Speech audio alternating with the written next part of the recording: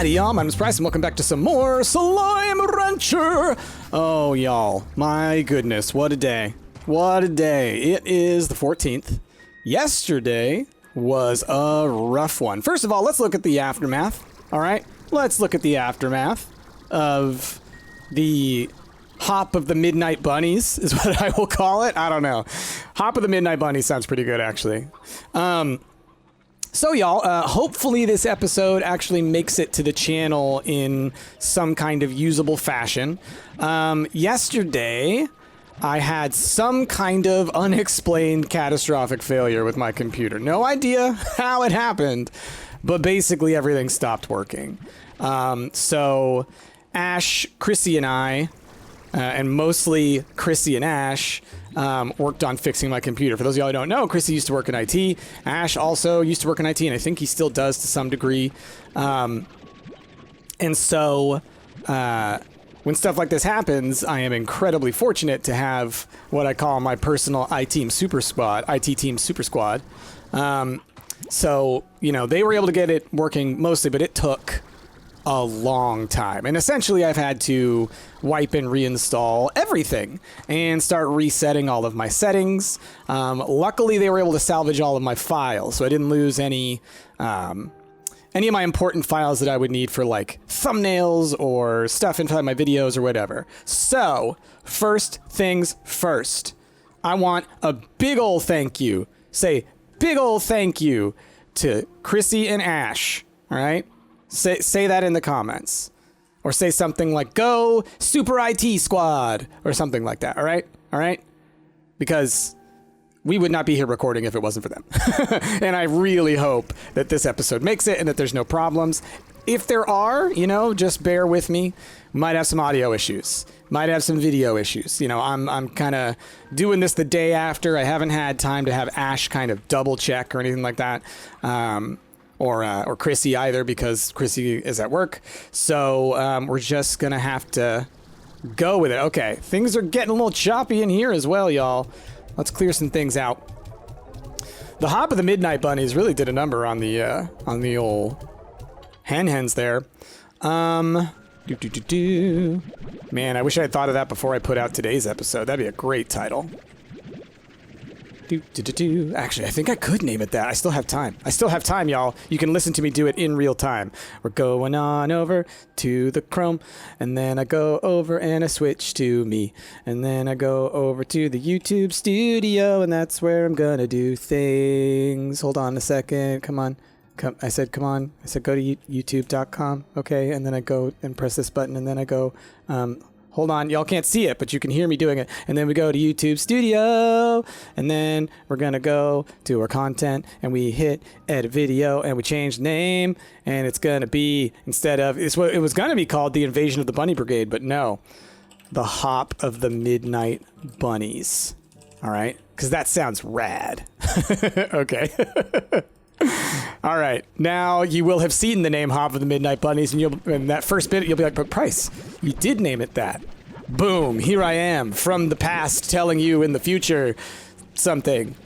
It's like, is it like Reverse Terminator? I don't know. Anyway, so that was that. It was a stressful day for me. I'm still very stressed out about it, but we're in the world of Slime Rancher, so that's kind of helping me a little bit. I'm just incredibly grateful for the people that I have in my life, and like, you know, I feel bad having to take up so much of their time and whatnot to fix my little problems. And I know that they don't mind doing it, right? They love me as I love them, so helping me out is something that they, of course, like to do just for the benefit of me, right? You know, that's still a hard one. That's still a hard one for me. That's actually something we could maybe get into psych talk wise, as I often just decide to use this as my mental health hour. Sorry.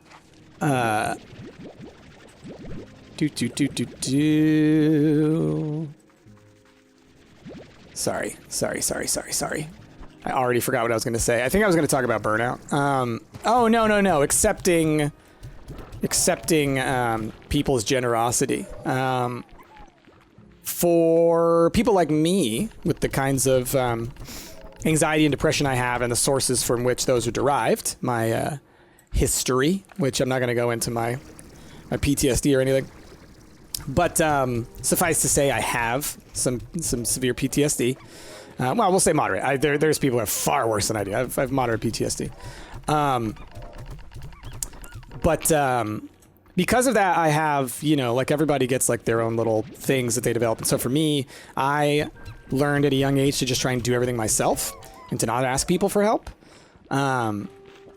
Because I come from a huge family. And so that's just kind of how it goes in a big family. Sometimes you got to fend for yourself. So that's made it, as I've gotten older, very difficult for me to accept people's help or generosity. I pretty much try and do everything on my own. I don't really reach out and ask for help. It's something that I have to work on. And so I feel guilty whenever people do stuff for me, you know? I think it's like my weird version of that old thing of like not wanting to owe anyone anything, but that's not why I do it. It's not that I don't want to be owing anyone anything. It's that I don't want to be like negatively impacting anyone's day. I don't want to be like wasting anyone's time. Like I think that's where it comes from for me, psychologically speaking. That's like how I feel and why I don't want that. And it goes along with some of the issues that I've been dealing with of like perfectionism and stuff like that, right? Like those all go hand in hand with this sort of mentality of needing to do it yourself and needing to do things perfectly. There's a bit of like not trusting others to do it or feeling emotionally like horrible about it, right? So I'm on that side. It's either you don't trust people or you feel bad for taking time away from the people that you trust. Anyway, so that's something that I fight with. And so I've been struggling with that feeling yesterday and today. It's been rough. I'm glad to be playing Slime Rancher. It's helping me kind of calm down a little bit. This morning I was struggling to get my microphone stuff working, and then that wouldn't work, and then OBS wasn't working, and then that wouldn't work, and it was just this whole back and forth. Now I think I got it to at least a usable degree. Between over the next few days, I will have Ash remote into my computer and triple check everything because he's the guru. And, you know, because he's the one who set up all of our stuff in the first place. So he knows all that stuff. I lost pretty much all of my presets and settings. So that's the tough part. But like I said, I did not lose files. Like one of the things that's like the best thing is that I did not lose any of my files having to do with video editing. Oh, hey, it's 9 o'clock. So that is, you know, a godsend, as some might say. So yeah, anyway, so that's something that a lot of people deal with, right? It comes from this place of anxiety. It comes from this place, it's mostly anxiety, to be honest. It might come from a place of depression to a degree, but anxiety is really what it comes down to, and I have really bad anxiety. So that you become anxious about like, oh, well, I'm taking advantage of this person, right? Isn't that what I'm doing? I'm taking advantage of them. I'm wasting their time because I'm being greedy for myself or whatever, right? It's like those kinds of thoughts are what enter in, and it's sort of this, it's in the form of a concern for others and their time, but it's also very unhealthy for yourself and for your relationships, because relationships are supposed to be a give and take. You can't only give. You do need to take from time to time. And not to like take in like some kind of negative way, but just like all parties need to be involved in doing things. And so you sort of, by being the way that I am, or like what I'm describing, right? Because I've been getting better at it. You're sort of preventing yourself from forming really close connections because, you know, other people expect to be needed or wanted or whatever, right?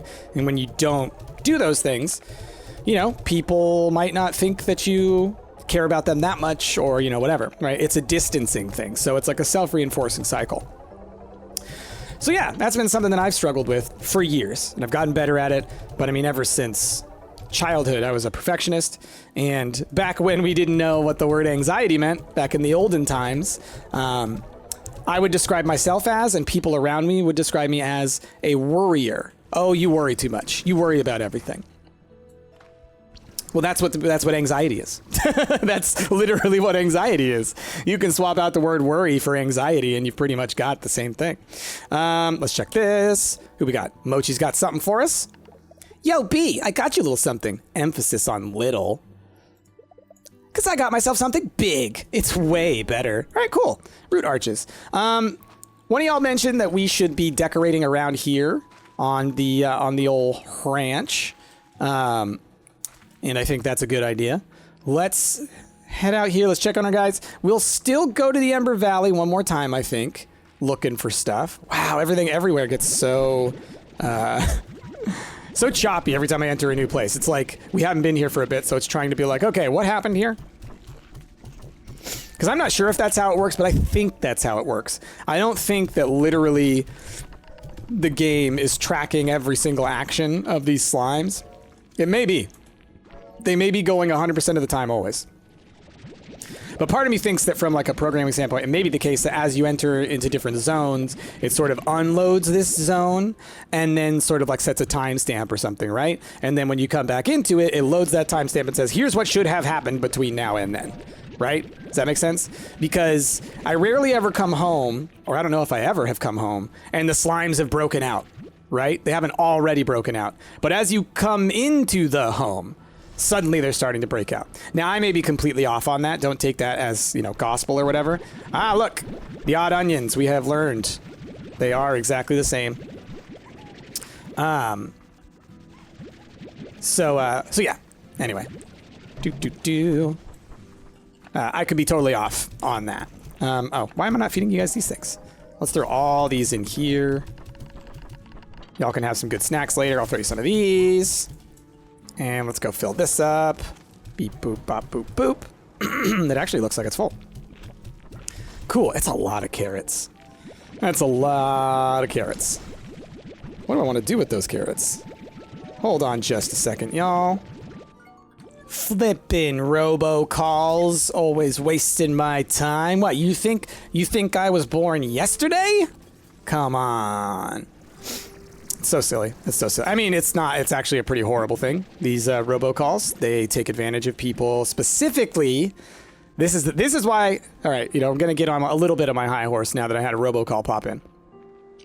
Here's the main thing about those things that you should worry about, and you should talk to your parents and grandparents about. All right, a lot of those scams prey on people who are very old, who oftentimes are having like memory issues and things like that.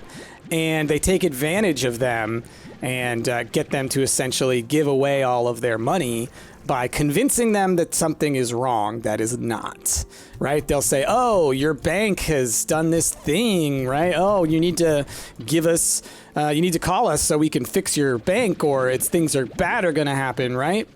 Here is a good rule for y'all, okay? Good rule. If you ever get a call like that, and, you know, it's, you know, ostensibly it's from a company or some company that you're supposed to be affiliated with or someone that you've paid money to or whatever like that.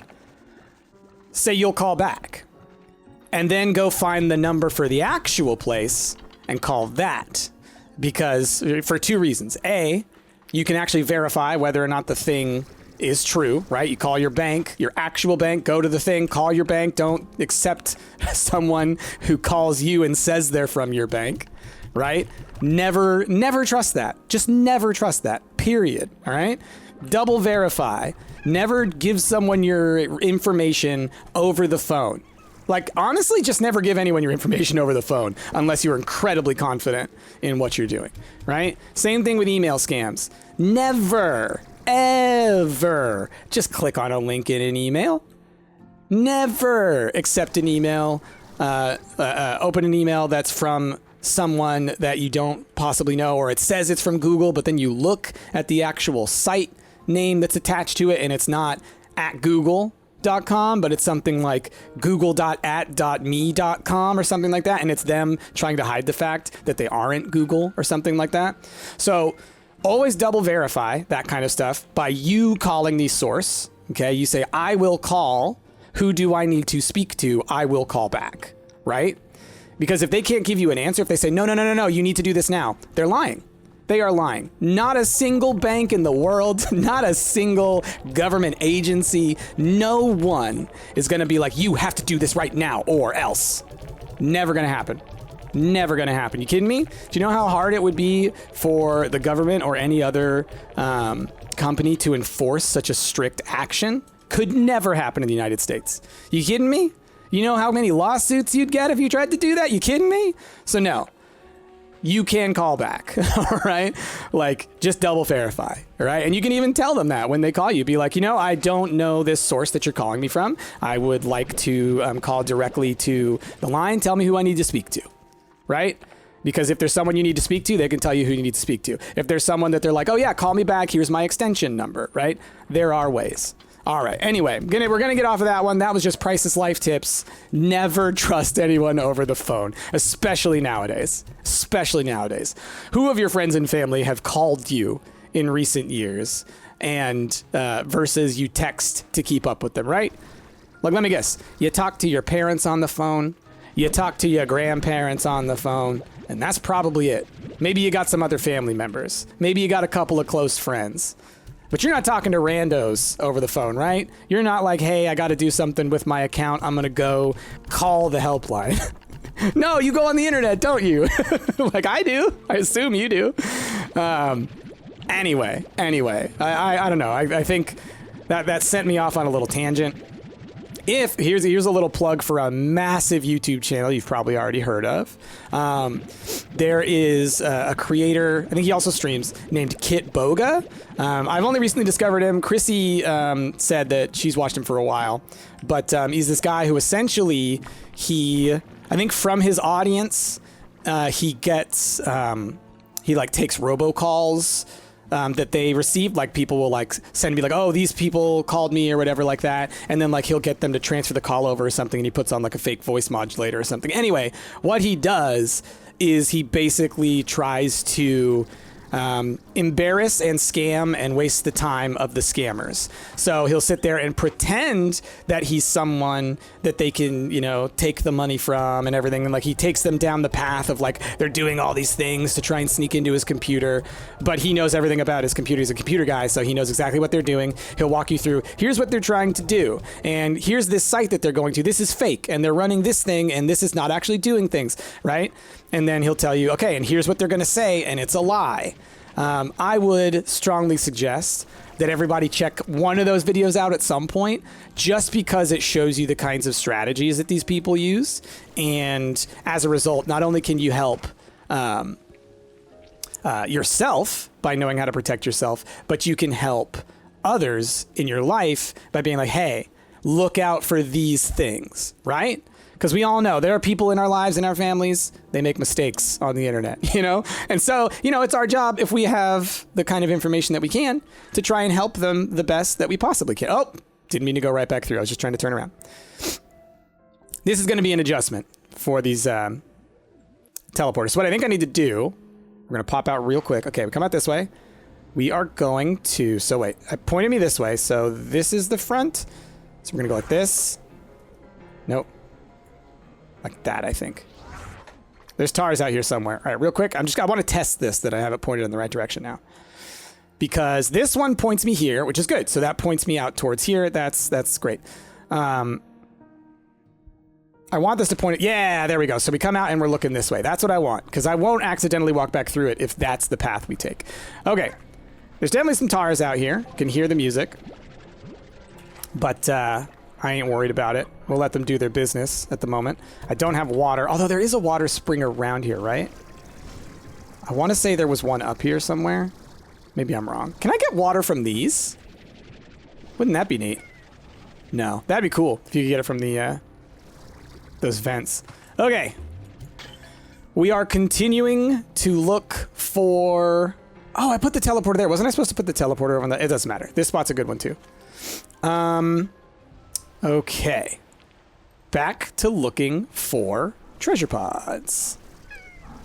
Now, one thing that's... You know what? One of y'all left a comment, and I'm going to check. I'm going to check this, because I think it's one that I've already gotten. But because I've played so many files, you know, because we did like the free range challenge and everything, it's entirely possible that I got this treasure pod on that file and have assumed that I already got it on this one.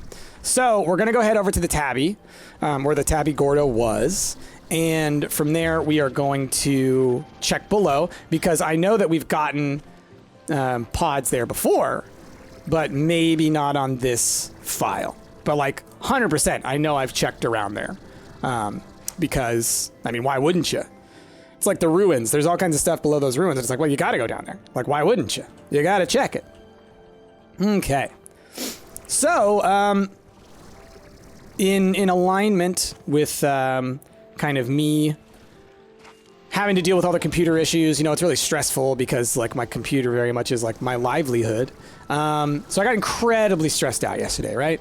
And again, so thankful for having Chrissy and Ash to help me through it. If I didn't have them, oh, you would not see videos from me for like a week, and I would probably fall into a pretty intense depression, and it would be rough. Like kind of stuff like this, setbacks like this, they mess me up. Where are you? I hear a lucky slime. Didn't see him, but I heard him. Aye, you get out of here. There is water here. You have no power. This is the Dominator's domain. All right. Gotta love these cuties. Okay, where was I headed? We're heading to the kitty. Oh, he's up here. Where you at, bud? Is he all the way up there? Like, where was he? I could not find him. Oh well, anyway, he must have been inside the wall. That's what I think. Okay, so yeah, like I said, out here, I'm pretty sure we've gone down there. I'm pretty sure that I went over to the Tabby Island, was like, oh, okay, and then went down and did that. But it's so possible that I didn't on this file. Like, it should be right down there, right? And I feel like we've come here a number of times. Okay, the access and GG log. When I left the ranch, when I left my home, I thought that somehow I would prove myself. That I would prove to my parents that my choice was the right one, and they would forgive me for not continuing their legacy. It's so Hobson and Thor's kid, right? Well, maybe, well, but that's not how it worked out. And before I started my journey, I heard that they had sold the ranch, and I just couldn't face them. So I left again without seeing them. No, it is them. It totally is them. So this is way in the future. They sold the ranch. Wait, because they didn't have another kid, did they, before? Because this couldn't have happened during Slime Rancher 1, could it? Oh, this is wrinkling my brain. I regret that choice every day. I wish I could have said goodbye. Access GG Archive. I think I've mostly tried to not think about leaving home. This island has so much to distract me, so much of it that's mine to study, but then I look out to the sea and see the sunrise, and I know that they're seeing the sunrise like that too. And all of a sudden, they're here with me. I hope they're okay. And I hope that someday they'll say they're proud of me. Wow. This is intense stuff, y'all. It's intense stuff. Okay, let's head over here. Yeah, et voila. We've definitely gotten that one. We'll look over there too, but again, I'm 99% and now 100% sure that we've checked this one. Whee! Because, yeah, I was reading the comments and one of y'all said to, like, Price, go back and check the tabby. Maybe you meant, like, where a tabby was, or maybe you meant this and you just hadn't seen in a previous episode that we've gotten it.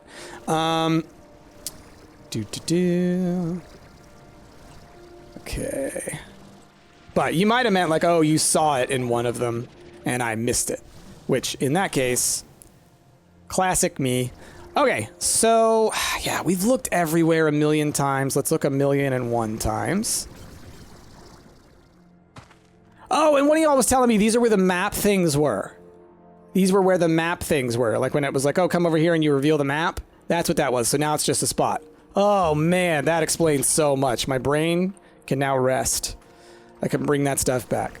Okay, anyway, I was going to say earlier, one of the things that y'all have asked about, and I feel like it's somewhat related, because it's anxiety related, is burnout.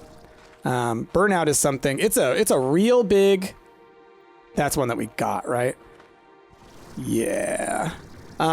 It's a real big problem.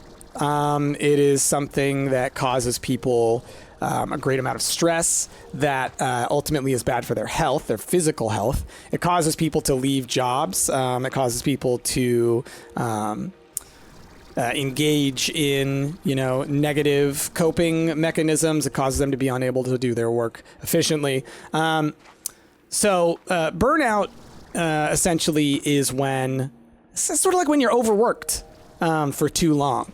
And you get to a mental state where, like, you don't have time to rest, both physically and mentally, from your work.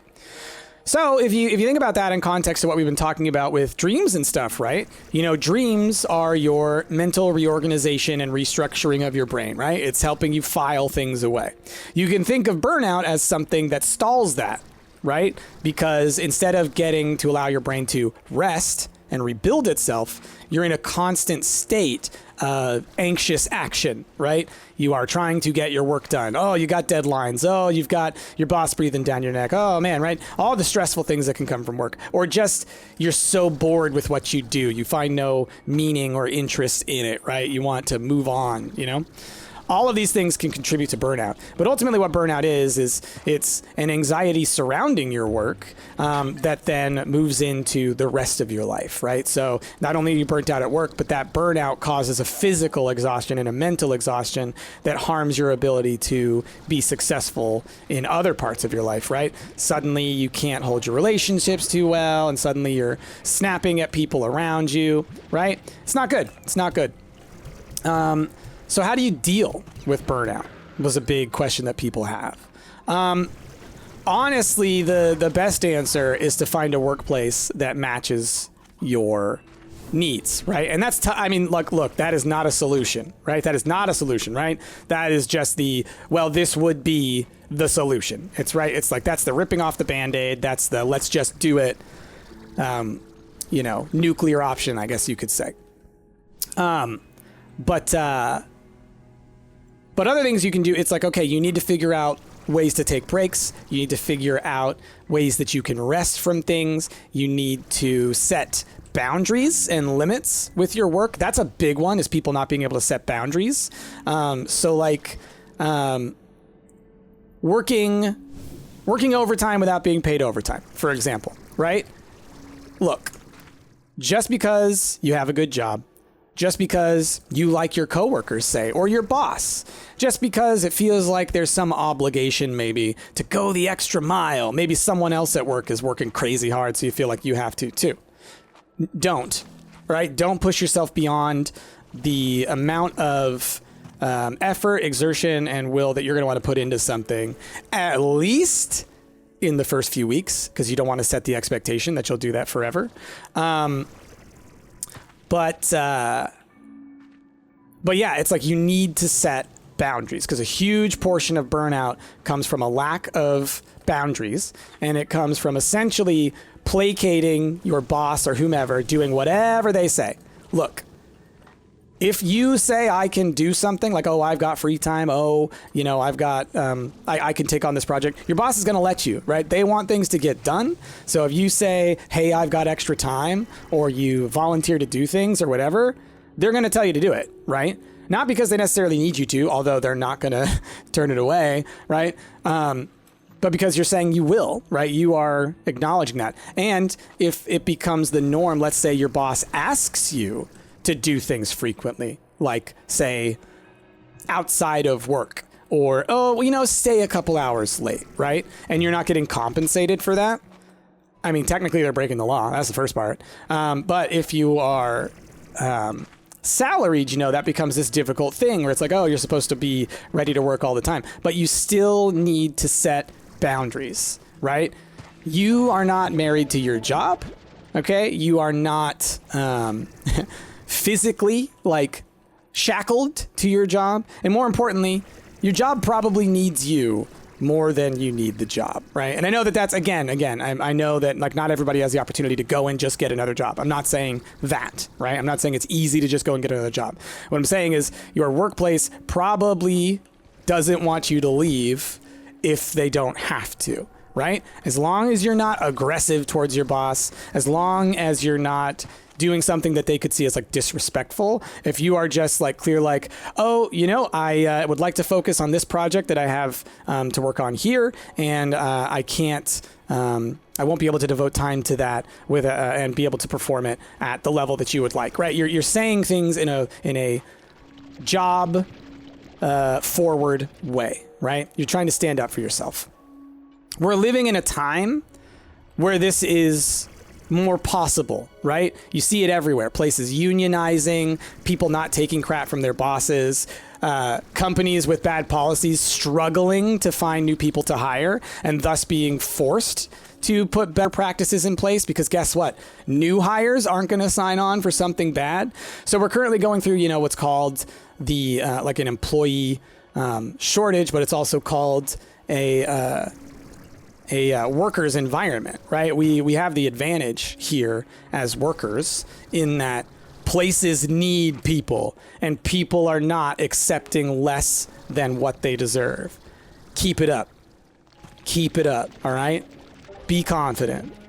Don't let people bully you and walk over you if you can avoid it, right? All of these things are things that I believe would help you in dealing with burnout in terms of you're standing up for yourself, you're setting limits, you're giving yourself some control over your life. Because what is it to be at a job and not to do those things, right? You have someone making decisions for you. You have your time constantly ripped away from you and not respected. You can be bullied, belittled, and looked down upon, and you can have no agency or control. What is that, right? That's not being a person at a point. That's being a puppet, right? You know, not to go too bonkers on it. Anyway, man, things got intense today, I guess. Things got intense. I guess, you know, had a rough day, and so now my energy's a little more in that kind of agitated way. So my apologies if this has been too extreme. But yeah, burnout. So if you can't do that, right? If you for some reason cannot cut back on your work, right? I know that there are certain jobs that do require you to be there, you know, constantly, right? Certain jobs, they force you to have double or triple shifts because you have to, right? In like the medical field, you have nurses and whatnot who like, they're constantly pulling double shifts and triple shifts, etc. And it's like, you know, they are needed and yet they're being forced into burnout. And so that's a really tough thing, right? And I don't know how we as a society necessarily solve that problem. But you know what we can do is be respectful to those people, all right? There are a lot of people out there right now who kind of treat service workers, people in the medical industry, people in any forward-facing industry, they treat them so bad. They're so mean. They'll yell and belittle and talk down and think that they're entitled to, you know, some kind of treatment or benefits or whatever. And it's like, you're not.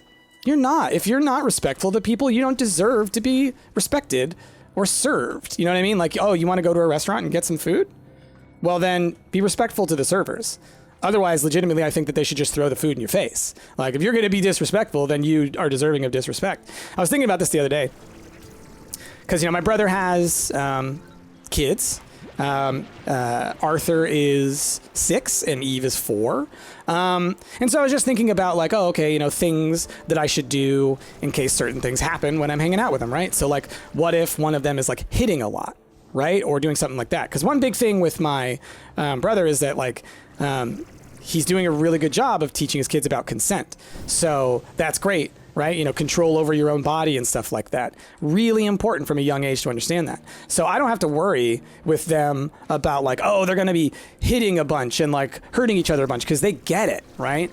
They're young like that. And it's like, because they know, right? This is what I was thinking about, right? They know that if you hit someone else, you can be hit, right? Like if you are mean to someone else, you scream at someone else, you can be screamed at, right? Not like it's a tit for tat, not like it happens here and there, but it's like it's a recognition that anything you do to someone else can be done to you, right? And so in that mindset for a child, like that makes a lot of sense, right? It's like, oh, yeah, that makes sense. because it's hard to give, you know, concepts of consent and bodily autonomy and all that kind of stuff in the more nuanced ways to understand for a child, like what the reasons for it and the extent of it and all this kind of stuff. And, you know, then talking about people who don't respect it regardless and how to deal with them. But it's like an important thing to learn, you know? And so I was just thinking about, like, how do you deal with people who can't even get to that point? You know what I mean? And I think that this feeds into the burnout because it feeds into how sometimes people are treated by bosses or people above them or whatever, is just with disrespect. They're not respected. And you should be respected. All people are deserving of respect until they, until they disrespect others. You know what I mean? Like, if you treat people horribly, then I will not respect you, right? Like, I think that's fair. But, like, you know, I think we all deserve and should be given respect. Anyway, whew, y'all, I don't know. I'm getting spicy today. I feel like we're talking heavy. But yeah, so burnout's rough. It is something when I worked at the university and I was studying things, I focused on developmental psychology. So my expertise was more in education, like studying schools, middle schools in particular, and, you know, how students related to their school. How do they feel about it? What do they think about it? Do they connect with it? That kind of thing. But some of my colleagues just down the hall in one of the other fields were 100% focused on burnout. They were focused on, you've heard this before, work-life balance. This whole idea of, like, you know, needing to find a way to remove yourself from the anxieties associated with work so that you can focus on your personal life, and thus that'll prevent you from burning out so quickly. And, you know, you've heard about that, right? So I went to school with the people who kind of invented that form of study, that form of research. So I've been hearing about it for a long time. They created some methods for studying and then ultimately providing resources for healthcare workers and their burnout. So, like, that's why I brought up nurses earlier, because that was the primary one that they studied, because nurses have, I think, the highest turnover rate of any field, or highest burnout rate. So, like, essentially people go into that field and they pretty much leave because of their overexhaustion, overworking, and the lack of respect, right? Because there are some people who will just yell and scream and all kinds of stuff at the...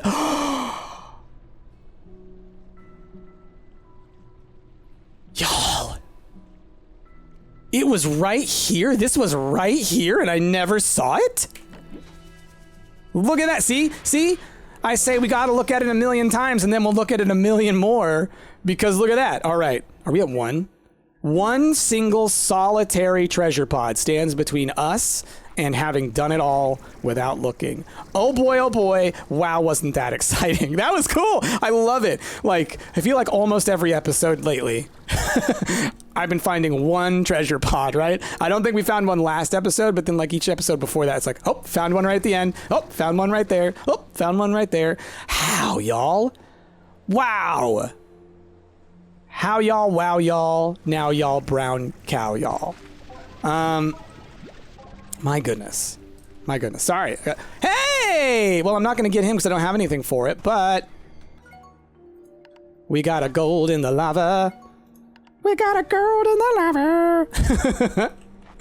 Oh, man. Okay. Hyped. Sorry, I lost my train of thought there. Okay, ultimately, respect other people, period. Right? That's my life advice. That's my ethos and my motto. That's what I will do forever and will always expect others to do so. Just respect each other. If you disagree on important big things, there's no need to turn to insults. And I know I've been guilty of this at times in my life. We're none of us are perfect. We always try to be better, right?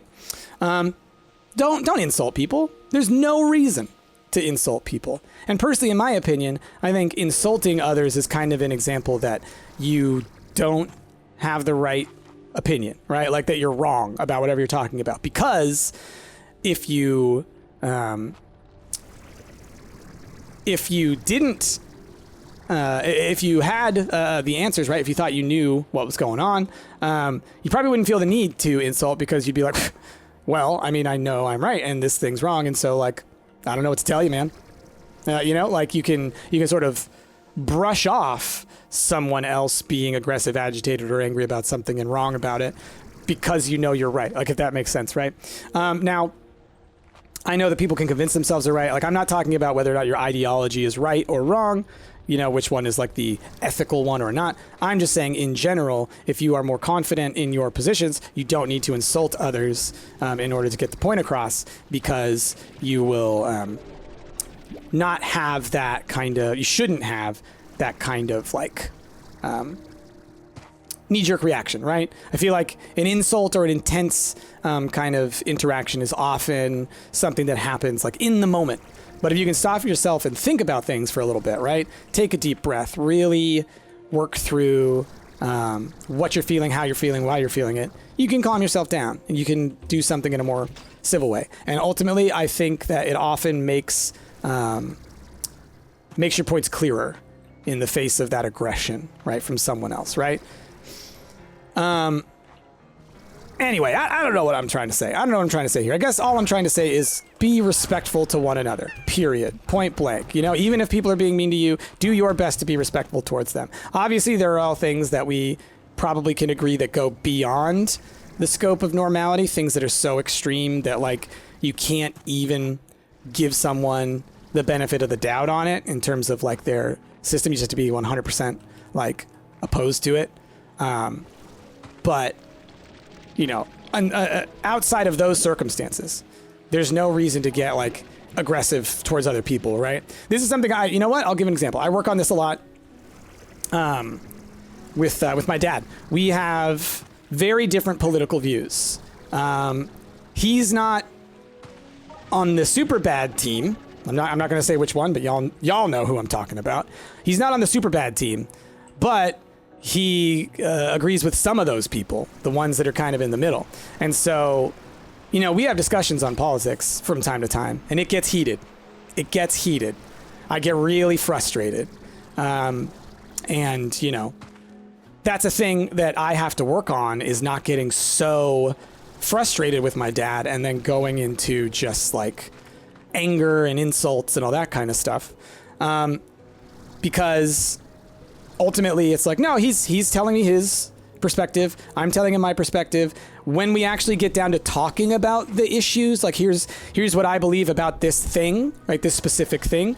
We actually agree on most things.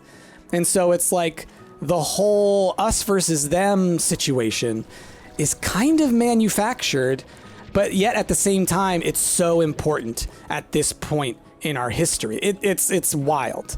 It's ridiculous. It's terrifying. American politics right now, it's a horrible place.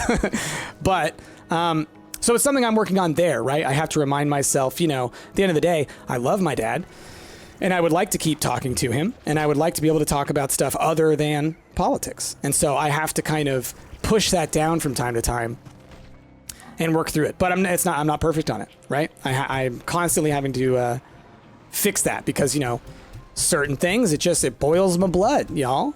What can I say? I'm a man with a streak for justice, and some people don't care as much about justice as other things. So, you know, specifically social justice, I guess. Anyway, let's keep looking for things. Like I said before, I'm not going to bring up my specific politics. I don't want to talk politics here, because I know at the end of the day, even if y'all all agree with me or none of y'all agreed with me, this isn't a place for it. Like, we want this to be like a nice place, a nice relaxing place. And every now and then I talk about serious topics relating to psychology and whatnot, but hopefully it's in the effort to educate and ultimately assist in helping people towards a better them. So I don't want to get into the politics and stuff here. If you want to know about that stuff, you could definitely ask me in another context, and I will 100% talk to you about it, like on Twitter or anything like that. But ultimately here, I'll only talk about it in those kinds of contexts. Like, it has to do with how it affects you mentally, how it can get in the way of you interacting with others in a positive way, that kind of thing. Okay. That's that. Wowzers. The other thing, because one of y'all asked about me. You wanted my opinion on schools. Like, what do I think about schools? What's it like? Because your experience with school was really negative, it sounded like. And I think the issue that we currently have with schooling, man, I just said I don't want to get into politics, and now we're going to get into politics. Look, I'm not going to say who's ruining these things. I'm just going to say what are the changes that have occurred over the past several decades. Essentially, over the past several decades, two things have happened. Teacher pay has not gone up, period, right? It has actually gone down in many circumstances. So teachers are paid less than what we would call the poverty line in America. So basically the line at which we consider you're living in poverty, and thus you need a lot of government assistance. You need a lot of things to help you just survive. So think about that for a moment. The teachers that you learned from in high school probably weren't making enough money to survive well, okay? Like, hopefully they had another partner who was working or someone else that they could lean on. Otherwise, it was a very difficult life for them. And then they come to school, and there's people in the administration, say, the superintendent, the principals, whoever, the board of education of their state or whatever, who constantly change things on them. Oh, you got to do this now. Oh, you got to do that now. You can't teach this now. You got to teach that now, right? Because, politically things change. They go back and forth. Oh, you're not allowed to read this book anymore. You're not allowed to do this anymore, which I won't get into the politics of that. Let's just say that's a very odd and concerning thing to have in a place where you're supposed to have freedom of speech. Anyway, so there's all these pressures put on them. They're not being compensated in a fair way. I mean, the people who are given the task of essentially imparting education onto the youth of America so that they will go on to be good citizens, right? People who don't commit crimes, people who get good jobs, people who vote, that kind of thing. That's what schooling is mostly there to do, is to try and turn you into a good citizen. So we can talk about the content within schools, and then we can have, discussions about that. But ultimately, that is kind of the goal. And so continuing to put these pressures on it and change what can be done, that makes it very difficult.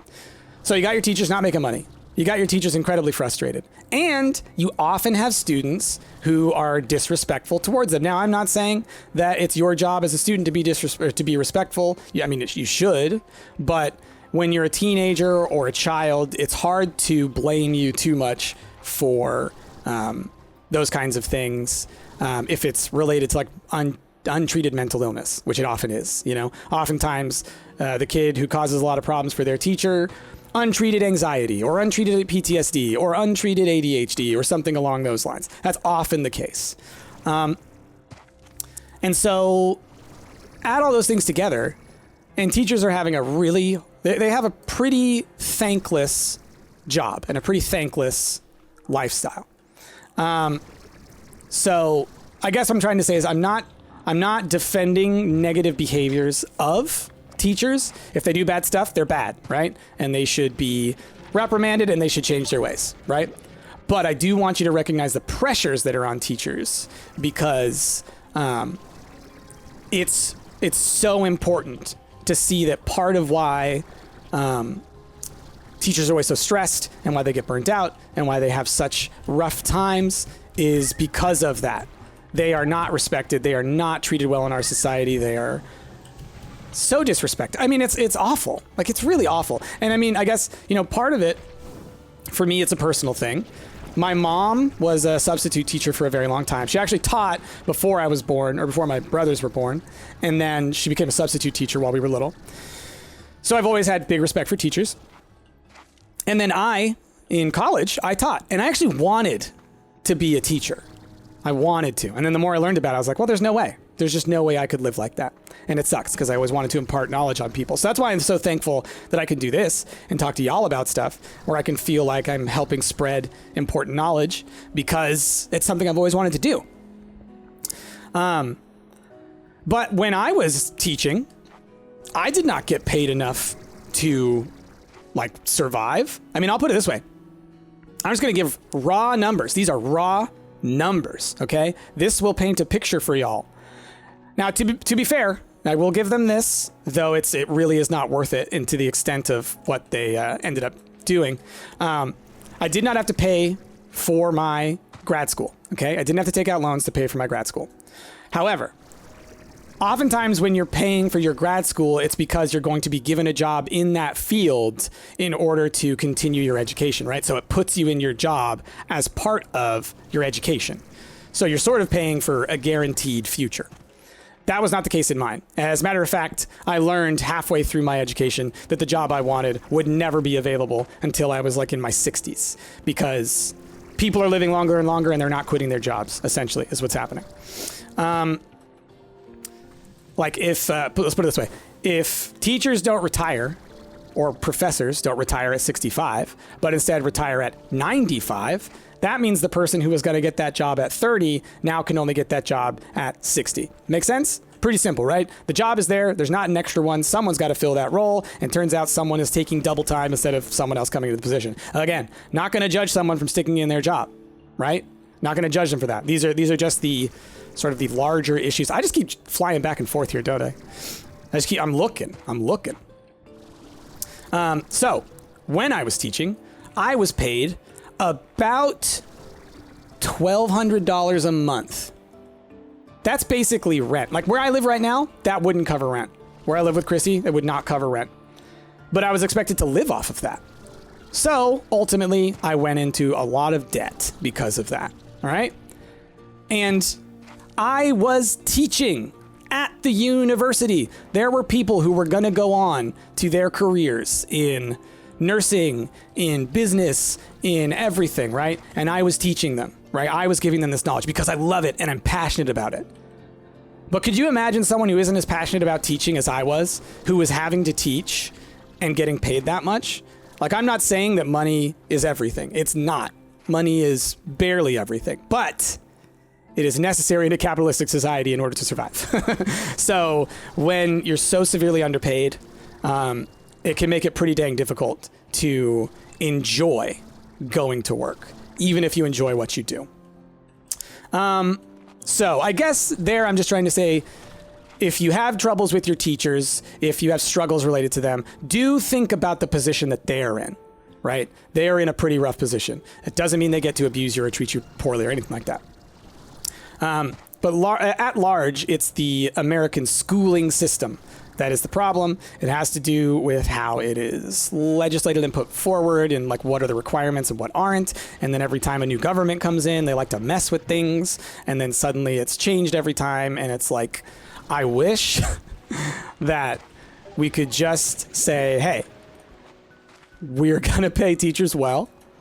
And we're going to let the experts have control over what the content is. We're not going to have random parents. Yes.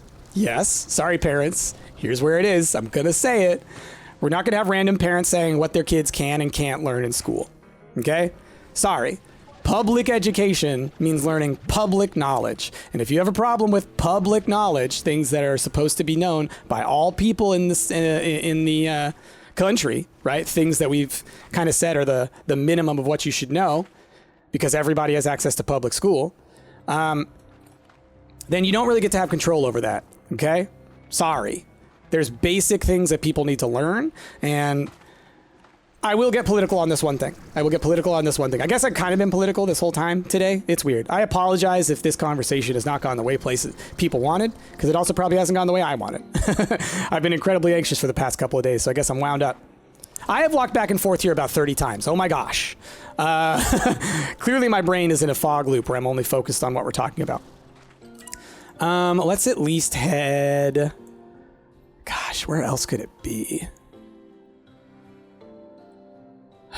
Okay, just looking around, like I'm trying to think, where are the zones? Like obviously it's going to be in a spot like that where I just haven't been looking in the right way. Part of me wants to say it's around here. There's the one that we found on top of there. I don't think there's any more in this region. Meanwhile, there's the one that was there. There's one over here. I think there was another one over here somewhere. I think it's over here. But we'll see. Just try to look around to see if there's anything above us or anything like that. Obviously, I'm going to be quitting here in a bit. But yeah, so like I said, the one thing I'll get political about is like, look, if you have different beliefs and those differ so heavily from the public education system that you want to send your kid to a private school, that's cool. Personally, I'm not a big fan of the concept of homeschooling. All right? Different folks, different strokes, okay? The reason for me is simply because currently in America, it is being taken advantage of by people who don't want their children to learn about the negative history of this country, right? It's like, I feel uncomfortable with my kid knowing about the genocide that we commit against the Native Americans upon forming this country, right? Like, that's not something that a lot of people are comfortable with, but it's the truth. It's the facts. It's what people in the country should know so as not to repeat the ills of the past. And a lot of people are fighting against that because they don't like the difficulty of having to be like, I love this country. And also, but we have a bad history and should make, changes and try to sort of make reparations and recompense for the people who were wronged by that, right? So that's my political side on that. I know some people disagree, and no disrespect to you if you were homeschooled. I'm not saying homeschooling is bad. I'm just saying that many people in this country are taking advantage of it so that they don't have to teach their kids important things, like science literacy, for example. I'm a big fan of scientific literacy. I think science is the only way that we can truly understand the world around us and communicate with each other in a reasonable fashion, because we all experience the world differently because we all have our own perceptions. So that's the only reason that I'm opposed to it right now. I wish it weren't the case. I wish there were higher standards for homeschooling. I wish there had to be people who come in and check and make sure. Like, you shouldn't... how do I say this? We need a more comprehensive thing when it comes to like something like a GED that is not just testing your educational abilities, but also your knowledge. Because a GED kind of, from what I understand, mostly... That's a graduate equivalency degree for people out there. So it's like a test that you take to say, look, I've done everything that a high school would teach me. And from what I understand, in these situations, many times there is some sort of, not cheating going on, but some, what we'll call teaching to the test. So like, you're not teaching the skills. You're teaching specifically what someone's going to need to know in order to succeed on a test. And beyond that, teaching them nothing else. Look around here. All right, that felt like a good spot. That's my issue. My issue is that I think a lot of people are sneaking their way around the education system, and that's how you create people who are going to do bad things because they never learned about the bad things and to not do the bad things.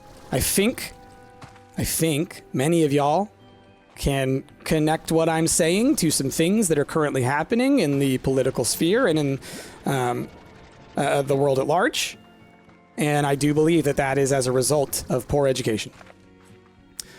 Okay, so those are my thoughts on school. I guess let's wrap that up before we wrap this up. So my thoughts on school: severely underfunded. Teachers are severely underpaid. The boards that decide what goes into education have a little bit too much power and control, specifically people who are not a part of the educational system. If you are not someone who is an expert in teaching, you should have very little to say about teaching. There are people like me who go to school for a decade, literally 12 years I spent studying these things in order to understand the extent to which they are successful, the extent to which what things work and what don't, and the dangers of not having them. All right? There is a reason there are experts on things. And if you choose to not listen to experts on things, you are going to struggle to accurately and adequately have an understanding of those things. We currently are going through a time where people are just rejecting science outright, rejecting experts outright because they don't like what they say. It makes it hard for them to continue to believe the things they do. So instead, they just say, no, you're wrong. That's not a healthy outlook. That's not good for anyone. It's a poor education system, and ultimately we have a long way to go. So, here's my political stance. Always vote yes on something that will increase the budget for schools. Always. That's my motto. That's my motto. Anyway, okay, boy, oh boy. I have had some conversations today. Hopefully this has not turned too many of you away. Hopefully you understand my positions on these, and hopefully you understand also that I respect you if you disagree with me on these things. I think it's something that we could have a conversation about, and I think it's something that we could actually come to an agreement somewhere in the middle where a lot of people think that we couldn't. Just remember, you can have conversations with people, and no matter how hostile they are, if you try to meet that with some calm demeanor. Oh, look, he is out. He made it out. Okay, look, bro, you're fed, so you're good. Okay. So yeah, I think if you allow yourself to let go of your ego. Oh, that was almost a tar.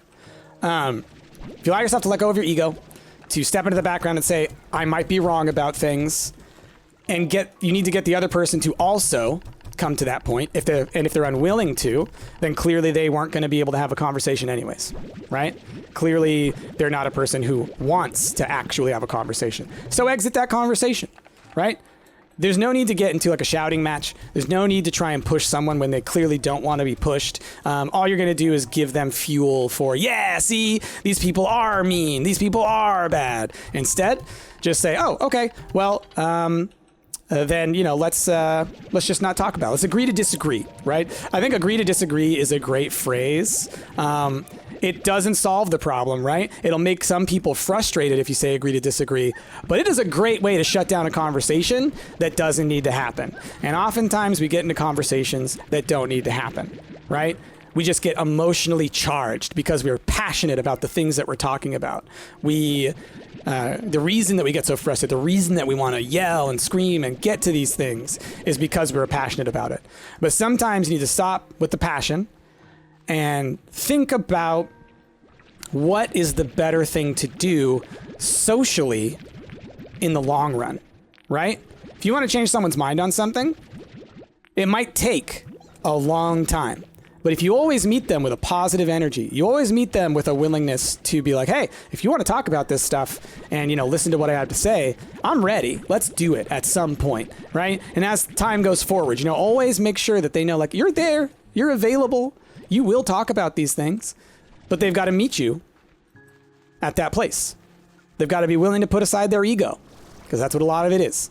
It's ego. It's people who don't want to admit that they've been wrong about something in the past. They don't want to admit that they may have done harm to people in the past. They don't want to admit that some of their beliefs are harmful because they grew up in a different time or something along those lines. They grew up in a different place, which had different beliefs associated with certain things. That's what it is. It's ego. It's ego. Because if it's not ego, you can easily have a conversation about things, because if you're confident in your positions, you can put them up against someone else's positions and say, see, here's where mine's right, and maybe here's where yours is right, so let's meet somewhere in the middle. Let's do a thing called compromise. Isn't that something? So yeah, anyway, that's our long discussion. Oh man, I know I apologize a lot, and I know a lot of y'all tell me I don't need to. And I know I don't actually have to worry about the people in my viewership who disagree with me, right? At the end of the day, I want to be authentically me, and I want y'all to know who I am and what I stand for. And I think y'all do. And the only reason I don't bring it up explicitly here, talking about all my specific views about very intense things, is because I want to create that space that I'm talking about. I want people to know that if they disagree with me on several things, I am willing to listen. I am willing to take their positions into consideration and willing to have a conversation about it. I'm willing for us to look at the actual things and say, hey, let's talk about that. Because like I said, you know, I'll come back to this thing, man, I'm going to have to tell my dad about this. I'm going to have to clip this together. Love my dad to death, all right? Love him. Always will. And we have these heated political discussions, and I'll be honest, it's me, right? I start stuff. I come at him like, did you see this thing? Oh my gosh. And he'll be like, well, yeah, but I mean, like, it's not that big of a deal or whatever. It's this. And I'll be like, what are you talking about? How could you believe that? Right? And then we get into this huge argument. And it's because I'm passionate about stuff and because it's my dad. You know, he's someone that I love. And so I really, really, really care about the things that he cares about and that he believes. But whenever we usually after the heat dies down and we kind of say, hey, and we start talking about stuff, we usually agree.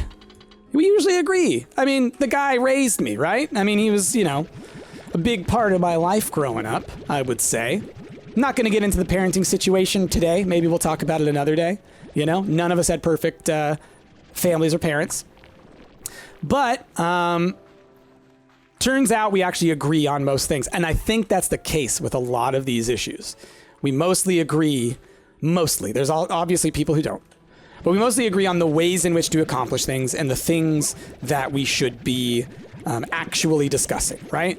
It's like the big issues that you see on TV, while incredibly important, one of the most important issues of our time has been currently legislated in a very scary way.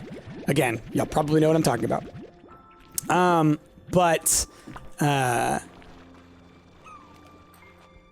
But when it comes to the other things, right, the things that used to be what politics were about back in the olden days, turns out we actually agree, right? Turns out we're like, oh yeah, well, this is how it should be paid for.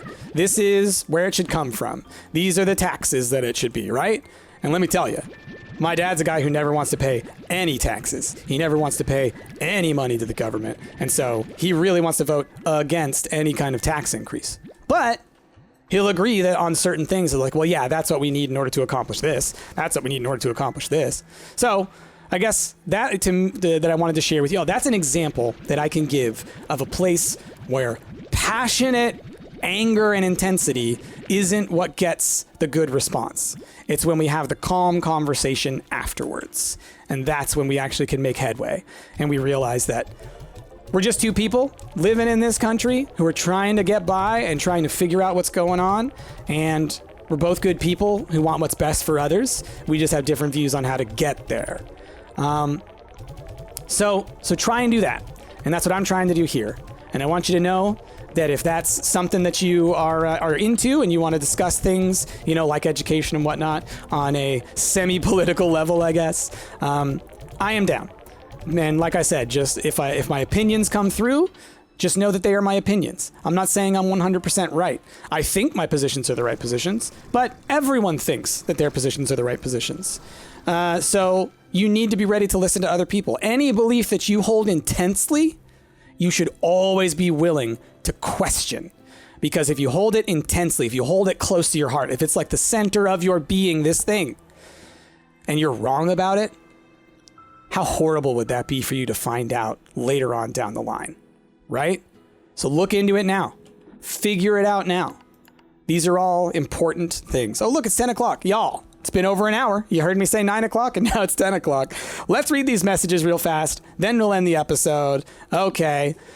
Hey, B, I got something special for you. It seemed like the right thing at the right time. Oh, but now I'm not sure. If it's not, please don't tell me. I can't bear to hear it. Look at his tiny little eyes. I love Ogden. All right, another cypress tree. Cool. I love that they give us decorations. So even though I'm not making decorations, we're still getting some over time to use. Hey, B, I know it's silly, but I worry about the hard work you do out there all on your own. So I sent you a little care package. Hope it gives you a little extra up and go. Aw. Okay, and Bob. Hello, fellows. It's Pink One now. Has gifts for you. Yay! Chickens? Sorry, Bob. We might be low on the chicken department right now. Ugh. Speaking of which, let's go end where we began. Let's see how the chickens are doing. That's where we'll end this. As a reminder, the comment of the day is something having to do with the Supreme IT team. That is Chrissy and Ash. All right? They saved the computer. They saved everything. You know, I might have lost my Slime Rancher file. No, I wouldn't have because Steam Cloud. But still. Oh, look at them going. They're chomping. They're chomping, y'all. My goodness. My goodness. All right. But hey, It's not slowing down as much anymore, right? What's funny is I don't know if they'll ever fully be gone because they keep laying chickadees.